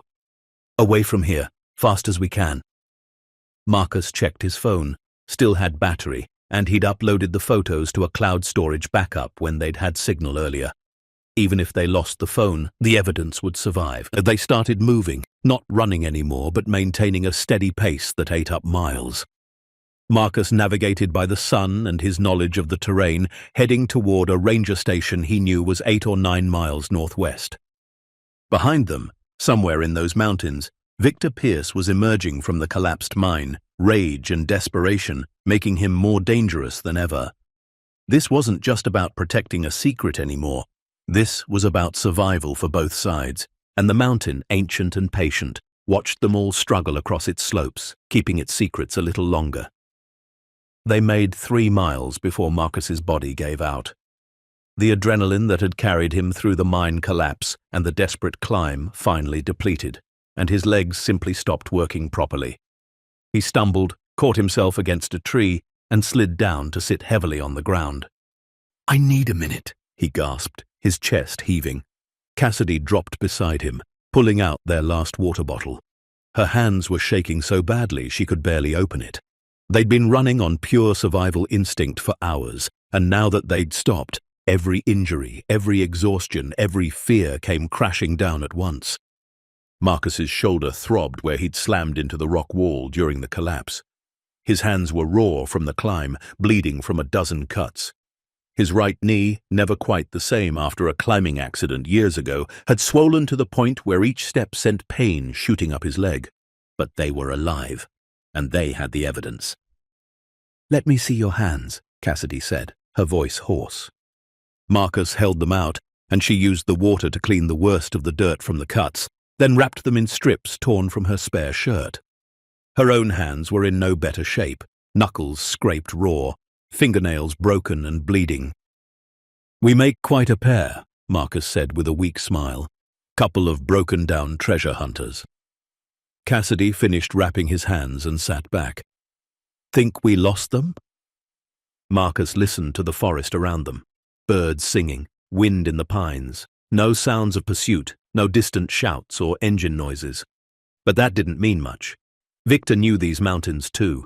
He'd have satellite phones, GPS, resources Marcus and Cassidy didn't have. "They'll find us eventually," Marcus said. "Question is whether we can get to help first." He pulled out his phone, checking for signal. Nothing. They were still too deep in the valley, too far from any cell tower. The ranger station was their best bet. but it was still 6 miles away, and Marcus wasn't sure his knee would carry him that far. Cassidy saw him testing his weight on the injured leg and understood immediately. "How bad is it?" "Bad enough. I can walk, but not fast. Not for 6 miles. She was quiet for a moment, then said what they both knew she was thinking. "You could stay here. Hide. I could go for help. Bring back rangers, law enforcement." "No. Marcus, you can barely walk, and if Victor catches us, we both die. If I go alone, at least one of us might make it." "I said no." Marcus's voice was firm. "We stay together. We've made it this far because we didn't separate. I'm not about to start now." "But, Cassidy," he met her eyes. "7 years ago, I lost everyone I loved because I wasn't there when they needed me. I've spent every day since wondering what would have happened if I'd made different choices. I'm not losing someone else by sending them off alone into danger." She stared at him for a long moment, emotions warring across her face. Then she nodded. "Okay, together then. But we need a plan better than limping 6 miles and hoping we make it." Marcus's mind was working through options, calling on 15 years of geological surveying in these mountains, 7 years of living in them. He knew this terrain, knew its moods, its dangers, its advantages, and he knew how to use it. "Victor's tracking us," Marcus said slowly. "He's got the resources, the manpower. In a straight chase, he wins. So we don't run straight. No, we make him come to us, on our terms, on ground we choose." Cassidy leaned forward. "What are you thinking?" Marcus pulled out the topographic map he always carried, spreading it on the ground. His finger traced their current position, then moved north to a feature marked on the map. "There's a narrow canyon about 2 miles from here. Steep walls on both sides, one way in, one way out. It's geologically unstable. Has been for years. Big snowpack on the ridges above from last winter, never fully melted." "An avalanche risk." "Exactly. We lure Victor and his men into the canyon, then trigger a slide. Not big enough to kill them, but enough to trap them, box them in. While they're dealing with that, we use the ranger station emergency radio to broadcast everything. Get the evidence out to every authority that'll listen." Cassidy studied the map. "That's assuming we can trigger an avalanche precisely enough to trap them without killing ourselves in the process." "It's assuming a lot of things go right," Marcus admitted.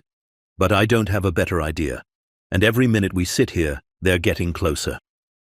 She looked at him, this man who'd saved her life on the mountain, who'd defied orders and common sense, who'd led her through a collapsed mine and up a 100-foot shaft. "You've already done so much. You don't owe me this." "This isn't about debt," Marcus said quietly. "This is about finishing what your grandfather started, about making sure his sacrifice meant something, about proving that truth matters, even when powerful people try to bury it." Cassidy's eyes glistened. "My mother would have liked you." "I think I would have liked her too." They rested for 10 more minutes, then Marcus hauled himself upright. The knee protested viciously, but it held. Cassidy steadied him until he found his balance. 2 miles, she said. "We can do 2 miles. They moved through the forest, slower now, Marcus leaning on a walking stick he'd fashioned from a fallen branch. The pain was constant, but manageable if he kept his weight distribution right. Cassidy stayed close, ready to catch him if he stumbled. The afternoon light was fading, shadows lengthening across the forest floor. They had maybe an hour of daylight left, maybe less. Marcus pushed harder, ignoring the fire in his knee, focusing on each step, each yard gained. They heard the engines when they were still a mile from the canyon. ATV motors, at least 3 of them, moving through the forest on the old logging roads that crisscrossed this area. Victor had brought vehicles, could cover ground far faster than 2 exhausted people on foot. "They're close," Cassidy whispered. "Good," Marcus said. "We want them close. Need them to follow us into the canyon." They broke from the trees at the canyon entrance, just as the last light was bleeding from the sky. The canyon was exactly as Marcus remembered it. Narrow, maybe 50 yards across at the widest point, with walls that climbed 300 feet on either side. The floor was rocky, dotted with boulders that had fallen from the cliffs over the years. At the far end, 2 miles distant, the canyon opened onto the ranger station access road. But that wasn't where they were going. Marcus led Cassidy to a spot about a third of the way into the canyon, where a massive boulder provided cover. From here, they had a clear view of the entrance and the unstable snowpack visible on the eastern ridge. "When they come through," Marcus said, breathing hard, "we need to make noise, lots of it. Sound carries in canyons, echoes, amplifies. Enough noise focused at the right angle can shake loose snow that's already ready to fall." "How do we make enough noise?" Marcus pulled out the small flare gun he kept in his emergency kit. 3 flares. We fire them at the base of the snowpack. The sound and the heat should be enough to trigger a slide. "Should be?" "I'm a geologist, not a demolitions expert, but I've seen smaller triggers cause bigger avalanches. It's our best shot." The engine sounds were getting louder. Headlights appeared at the canyon entrance, 3 ATVs rolling to a stop. Men climbed off, maybe 8 total. Victor Pierce stood among them, his face illuminated by a flashlight, his expression cold and determined. "I know you're in there, Marcus." Victor's voice echoed off the canyon walls. "There's nowhere left to run. Come out now and I promise you'll die quickly. Make me come in after you and I'll make sure you regret it." Marcus and Cassidy stayed silent, pressed against the boulder. Victor waited a full minute, then gestured to his men. They advanced into the canyon in a tactical formation, weapons raised, flashlights sweeping the darkness. Professional, disciplined, dangerous. Marcus waited until they were 100 yards in, committed to the canyon, too far to retreat quickly. Then he stood, exposing himself deliberately. "Victor!" he shouted. "I've got something you want." The flashlights converged on him. Victor's voice came back, sharp with triumph. "You're trapped, Marcus. Don't be stupid." "Stupid would be coming down here and trying to kill us in the middle of a geologically unstable canyon." Marcus held up his phone, the screen glowing in the darkness. "I've got every document from Edmund's cache uploaded to cloud storage. Pictures, surveys, claims, letters, all of it. You kill us and it goes public automatically. Dead man's switch." It was a bluff. He had no such thing set up, but Victor didn't know that. "You're lying." "Am I? You want to take that chance?" "Your father's name is all over those documents, Victor. Your name too. Evidence of fraud, conspiracy, murder. It goes public and your entire family goes down. Bridger Development gets investigated, assets frozen, criminal charges." Victor was silent, calculating. Marcus could see him weighing options, trying to figure out if Marcus was bluffing. "What do you want?" Victor finally asked. "I want you to admit what you did, what your father did. I want the truth spoken out loud."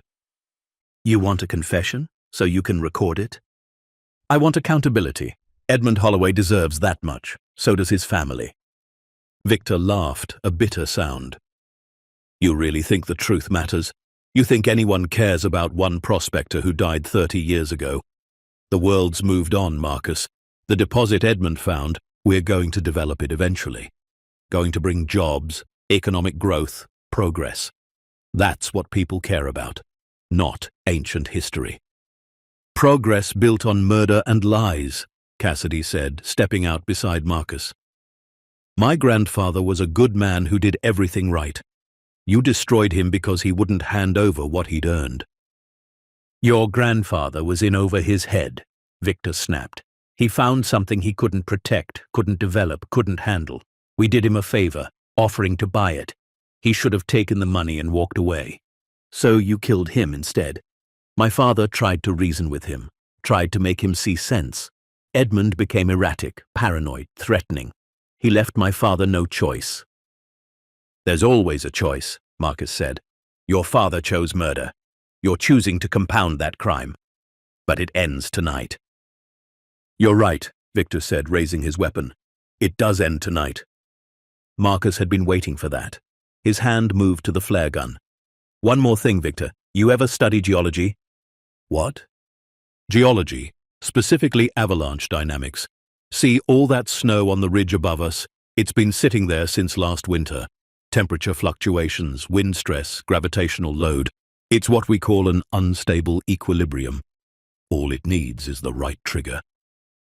Understanding dawned in Victor's eyes a second too late. Marcus fired the first flare straight up, the bright red star arcing into the night sky with a sharp crack that echoed off the canyon walls. Then the second flare, angled toward the eastern ridge. Then the third. The sound was enormous in the enclosed space, bouncing back and forth, amplifying. On the ridge above, the snowpack shuddered. Cracks appeared, spreading like lightning across the white surface. "Run!" Victor shouted to his men. But there was nowhere to run. The avalanche broke loose with a roar like thunder, thousands of tons of snow and ice cascading down the canyon wall. It wasn't the massive, deadly wall of white from disaster movies. It was smaller, more controlled, exactly what Marcus had hoped for, but it was enough. The snow crashed into the canyon floor between Marcus and Victor's men, piling 10 feet high, 20, 30. Not enough to bury anyone, but enough to completely block the canyon. Victor and his men were trapped on the entrance side, cut off from Marcus and Cassidy, cut off from their vehicles, boxed in by walls they couldn't climb and snow they couldn't cross quickly. Marcus grabbed Cassidy's hand. "Move!" They ran, or as close to running as Marcus's damaged knee allowed, heading deeper into the canyon. Behind them, they could hear Victor shouting orders, his men trying to dig through the snow barrier. It would take them an hour, maybe more. An hour was all Marcus and Cassidy needed. The ranger station sat dark and empty when they reached it 15 minutes later. The building was locked, but Marcus knew it would be. He also knew that emergency responders kept a lockbox with a spare key hidden near the entrance. He found it under the second step, exactly where protocol required it to be. Inside, the station was cold but functional. Marcus went straight to the radio system, a sophisticated setup designed to reach multiple emergency frequencies simultaneously. He powered it up, the displays glowing green in the darkness. "This broadcasts to every ranger station, emergency services and law enforcement frequency in a 100-mile radius," Marcus explained as he adjusted settings. "Once we send this, everyone will know." Cassidy pulled out her phone, the one containing all the photographs. "What do we say?" "The truth. All of it." Marcus keyed the microphone. "This is Marcus Donovan broadcasting from Ranger Station 12 in the northern Colorado Range. I'm transmitting an emergency message regarding a multiple homicide and ongoing criminal conspiracy. Please record and forward to all appropriate authorities." He paused, making sure the signal was strong, that the recording would be clear. Then he continued. 33 years ago, prospector Edmund Holloway discovered a rare earth mineral deposit in these mountains, valued conservatively at $310 million. He filed legal claims on September 17, 1993, establishing his mineral rights according to all applicable regulations. Within 2 months, individuals associated with Bridger Development Corporation began pressuring Holloway to sell. When he refused, they orchestrated his murder and falsified documents to invalidate his claims, allowing them to steal the mineral rights. Cassidy was uploading photos to every email address she could think of. News organizations, federal agencies, mining regulatory boards, congressional representatives, sending the evidence everywhere, making sure it couldn't be suppressed. Marcus continued. The primary conspirators included Richard Pierce, father of Victor Pierce, who currently serves as a director of Bridger Development. Also involved were county officials Thomas Brennan and Sarah Martinez, state mining inspector Douglas Chen, and federal land supervisor Robert Ashford. All worked together to erase Edmund Holloway's legal claim and cover up his murder. He detailed everything they'd found. The documents in the mine, the assay reports, the threatening letters, Edmund's final message to his wife, the falsified coroner's report. Tonight, representatives of Bridger Development attempted to murder myself and Cassidy Holloway, Edmund's granddaughter, to prevent this information from becoming public. They are currently trapped in Silver Point Canyon following an avalanche. We have photographic evidence of everything, currently being transmitted to multiple agencies. Marcus looked at Cassidy, who nodded. Everything had been sent. Hundreds of emails, each containing the full documentation, each one a bomb waiting to explode Victor's carefully maintained lies. Edmund Holloway was a good man who did everything right, Marcus said into the microphone. He followed the rules, filed his claims properly, documented everything meticulously, and he was murdered for it. His family deserves justice. The truth deserves to be heard. And anyone listening to this broadcast now knows that some secrets can't stay buried forever. He released the microphone button. The transmission had gone out on every emergency frequency. Somewhere, dispatchers were already responding, sending units, making calls.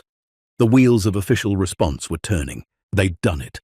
Cassidy sank into a chair, exhaustion and relief washing over her in equal measure. It's over. It's actually over.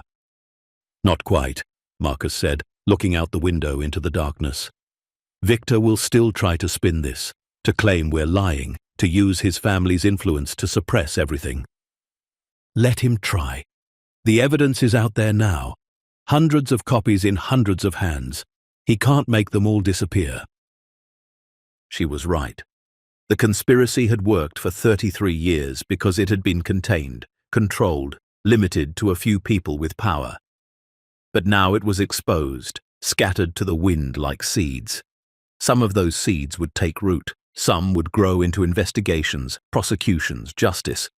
They heard the helicopters 20 minutes later. Search and rescue responding to Marcus's broadcast, along with law enforcement from 3 counties. Lights swept across the ranger station as the first chopper touched down in the clearing outside. Sheriff Brandt, the same one who'd ordered Marcus not to go up the mountain to save Cassidy, emerged from the helicopter looking confused and angry. "Donovan, what the hell is going on? We got your broadcast, something about murder and conspiracy." Marcus handed him a tablet with the photos loaded. "It's all documented, Sheriff. Everything. You'll want to send units to Silver Point Canyon. Victor Pierce and several associates are trapped there. They'll need extraction, and they'll need to be taken into custody immediately." Brandt scrolled through the photos, his expression changing from skepticism to shock. Jesus Christ, is this real? Every word, every document, all verified and time-stamped. More helicopters arrived. Federal agents in windbreakers marked FBI and DOJ. Marcus recognized the bureaucratic machinery kicking into gear, the kind of response that happened when evidence of major crimes hit multiple agencies simultaneously. An FBI agent named Sarah Chen took charge, separating Marcus and Cassidy for individual interviews. Marcus spent 3 hours going through everything, from the moment he'd climbed into the blizzard to save Cassidy to the avalanche that had trapped Victor's men. Chen listened with the focused intensity of someone who knew this was going to be a career-defining case.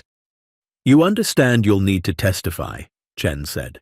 "Probably multiple trials. This is going to take years to fully prosecute." "I understand." "And you're aware that powerful people are going to try to discredit you, claim you fabricated evidence, that you're mentally unstable after the deaths of your family." Marcus had expected that. Let them try. The evidence speaks for itself. Dawn was breaking when they finally released him. Cassidy was waiting outside the ranger station, wrapped in an emergency blanket, drinking coffee an EMT had provided. Her hands were bandaged now, her face cleaned of dirt and blood, but she still looked like she'd been through a war, which in a way she had. "They're sending teams to the mine," she said as Marcus sat beside her. "Forensics, structural engineers, everyone. Chen says if Edmund's body is down there, they'll find it." "Good. He deserves a proper burial." She also said Victor's already lawyered up, claiming we assaulted him and his men, that the avalanche was attempted murder. "Of course he is." Marcus wasn't surprised. Men like Victor always fought back, always tried to twist the narrative. But he's fighting from a losing position now. The evidence is out there. Even the best lawyers can't make that disappear. They sat in silence, watching the sun rise over the mountains. The same peaks that had tried to kill Cassidy a few days ago now looked peaceful, beautiful, indifferent to the human drama that had played out on their slopes. "What happens now?" Cassidy asked quietly. "Now, investigations, grand juries, indictments. The machinery of justice grinds slow, but it grinds. Victor, his associates, Maybe some of the original conspirators, if any, are still alive. They'll all face charges. And us? Marcus thought about that. About his cabin in the woods, the isolation he'd built so carefully. About going back to that quiet, empty existence after everything they'd been through. I don't know, he admitted. What do you want to happen? Cassidy was quiet for a long moment. Then she said, I want to make sure my grandfather's name is cleared. I want him honored, remembered for what he discovered and what he stood for. I want the world to know Edmund Holloway was a good man who died fighting for what was right. We can do that. And I want to make sure his discovery is used the right way. Not by people who stole it, but responsibly. Maybe establish something in his name, a foundation, a scholarship, something that helps people the way he wanted to help people. Marcus nodded slowly. That's good. That's honoring his legacy the right way. What about you? What do you want? He looked out at the mountains, at the wilderness that had been his refuge and his prison for 7 years. I want to stop hiding. I want to do work that matters again. And I want to see this through with you. All of it. The trials, the foundation, whatever comes next. Cassidy turned to look at him, her green eyes bright in the morning light. Together? Together. The following months were a whirlwind. Federal investigators descended on Bridger Development, seizing records, interviewing employees, following every thread of the conspiracy. Victor Pierce was arrested along with 3 current company executives and 2 county officials who'd been part of the original cover-up. The mine yielded Edmund Holloway's remains exactly where the evidence suggested they would be, in a collapsed side tunnel with injuries consistent with blunt force trauma. Not an accident. Murder, just as the documents had indicated. The media coverage was intense. Cable news ran segments about the mountain mystery and the $300 million conspiracy. Reporters tried to interview Marcus and Cassidy, but they declined, letting the evidence speak for itself. Sarah Chen, the FBI agent, kept them updated on the investigation's progress. We've connected Bridger Development to at least 4 other suspicious land acquisitions over the past 30 years, she told them during one meeting. Your grandfather's case broke open something much bigger. The rare earth deposit itself became the subject of fierce legal battles. Cassidy, as Edmund's heir, had the strongest claim, but she didn't want to develop it personally. Instead, she worked with environmental groups and federal regulators to create a framework for responsible extraction that would benefit the local community and fund her grandfather's foundation.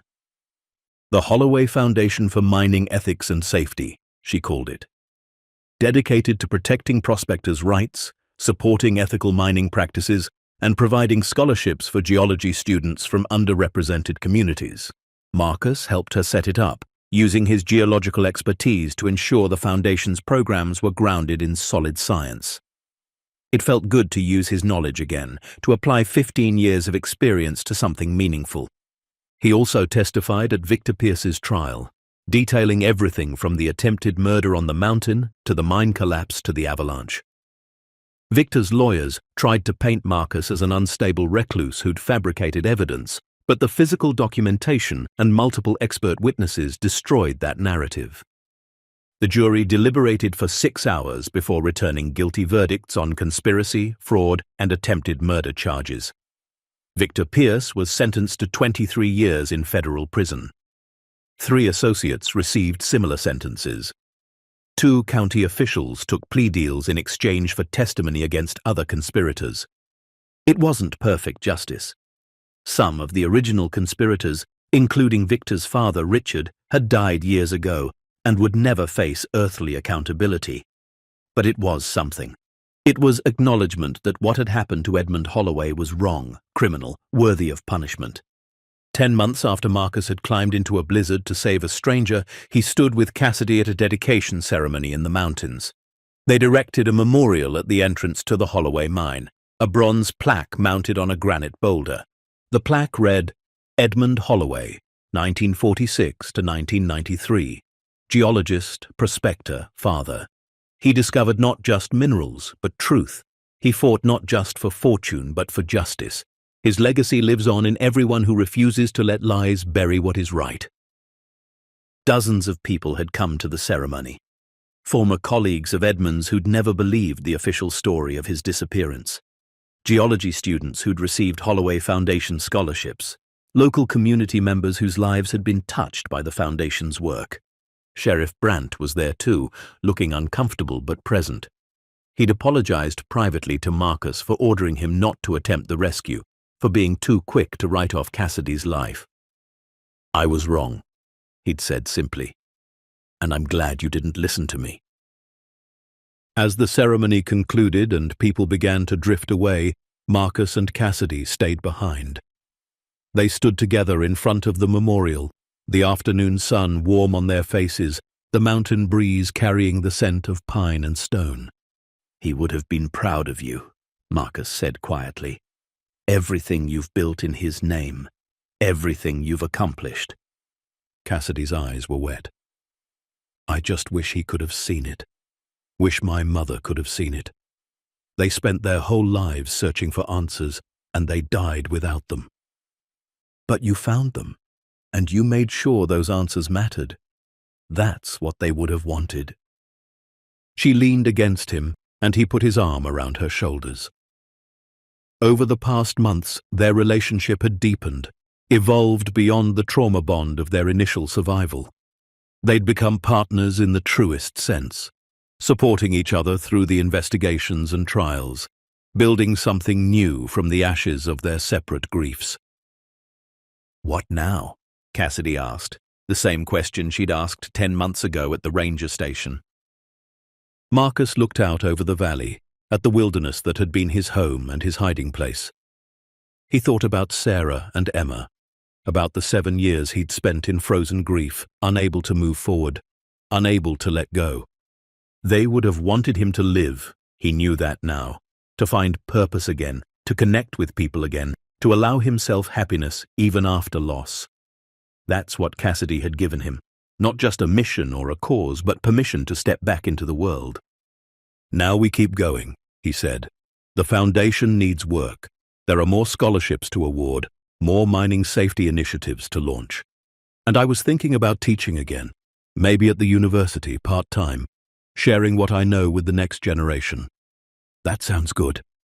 Cassidy was quiet for a moment, then added, "And us? What about us?" Marcus turned to face her fully. "I'm not good at this, at relationships, at being vulnerable.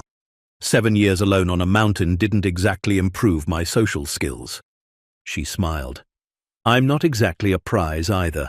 I just spent a year obsessed with a decades-old mystery, nearly got killed multiple times, and my idea of a fun weekend is reading geological surveys." "We are pretty damaged," Marcus admitted, "completely broken. But maybe broken things can fit together in ways that whole things can't. Maybe the cracks are where the light gets in." Cassidy took his hand, her fingers intertwining with his. "I'd like to find out." "Yeah, me too." They walked back toward the parking area where Marcus's truck was parked. Not the Suburban that had carried him through 7 years of isolation, but a newer vehicle, one purchased with consultation fees from the Holloway Foundation. A vehicle meant for moving forward, not hiding. As they drove down the mountain road, Marcus glanced in the rearview mirror at the peaks receding behind them. He'd climbed those mountains in a blizzard when everyone said not to. He'd carried a stranger down when common sense said to leave her. He'd defied powerful men, risked his life, and in the process found something he'd thought was lost forever. Purpose, connection, hope. The road ahead wound through forests and valleys, heading toward town, toward people, toward a future Marcus hadn't dared to imagine a year ago. Cassidy dozed in the passenger seat, exhausted from the emotional weight of the dedication ceremony, trusting him to get them home safely. Home. The word felt different now. Not a place to hide, but a place to build from. Not an ending, but a beginning. Marcus's phone buzzed with a message from Sarah Chen. Another conspirator had been arrested, someone they'd thought had escaped justice. The investigation was still bearing fruit, still uncovering truths that had been buried for decades. Edmund Holloway's fight for justice had outlasted his death by 33 years. But it had finally reached the light. Marcus thought about the choice he'd made that stormy night, the decision to ignore orders and climb a mountain in impossible conditions. Everything that had followed, every discovery, every danger, every triumph, had flowed from that single moment of choosing to act when others chose to walk away. Anyone can change the world if they're stubborn enough to stand their ground and brave enough to speak the truth, he thought. But first, they have to choose to show up. He'd spent 7 years not showing up, hiding from life because showing up meant risking pain. But Cassidy had reminded him that not showing up had its own cost, that hiding from pain meant hiding from joy, from purpose, from everything that made life worth living. The sun was setting as they reached town, painting the sky in shades of orange and gold. Marcus pulled into the driveway of the small house they'd rented together while setting up the Foundation's offices. It wasn't much, just a 2-bedroom place on the edge of town, but it felt like more than the cabin ever had. It felt like a home built on truth instead of isolation, on connection instead of fear. Cassidy stirred as he shut off the engine. "We there?" "We're there." They walked inside together, and Marcus realized he wasn't thinking about what he'd lost anymore. He was thinking about what he'd found. Not just evidence or justice or closure, but something deeper. He'd found himself again. The part that had been buried under grief and guilt and 7 years of running away. The part that believed in doing the right thing, even when it was hard. Especially when it was hard. Because sometimes the right thing shows up as a voice on the radio saying someone needs help. And sometimes it shows up as a choice between safety and compassion, between following orders and following conscience. Marcus had made his choice. And in making it, he'd saved more than just Cassidy's life. He'd saved his own. The mountain stood silent in the distance, its peaks catching the last light of day, keeping watch over the valley below. It had witnessed everything. Edmund's discovery and murder, Marcus's 7 years of isolation, Cassidy's desperate search for truth, the conspiracy unraveling, justice, slow and imperfect, finally arriving. And now it watched 2 people who'd been broken by loss finding strength in each other, building something new from the ruins of their separate grief. The mountain remembered. Stone didn't forget. But more importantly, the mountain taught. It taught that some climbs are worth making, even in storms. That some people are worth saving, even when others say to let them go. That some truths are worth fighting for, no matter how deep they've been buried. For Marcus and Cassidy, the climb wasn't over. There would be more challenges, more battles, more moments of doubt. But they'd face them together. 2 people who'd learned that courage wasn't the absence of fear. It was fear that had said its prayers and decided to move forward anyway. Because for them and for everyone who'd been told they didn't matter, who'd been left behind, who'd been silenced by people with power, the message was clear. Some voices refused to stay quiet. Some truths refused to stay buried. And some love stories begin not with romance, but with one person choosing to show up when everyone else walks away. Anyone can choose compassion over convenience if they're willing to risk everything for what's right. And sometimes, in choosing to save someone else, we discover the path to saving ourselves. The end. Up next, 2 more powerful stories are waiting for you. Click to keep climbing with us. And don't forget to hit subscribe if you believe some people are always worth saving.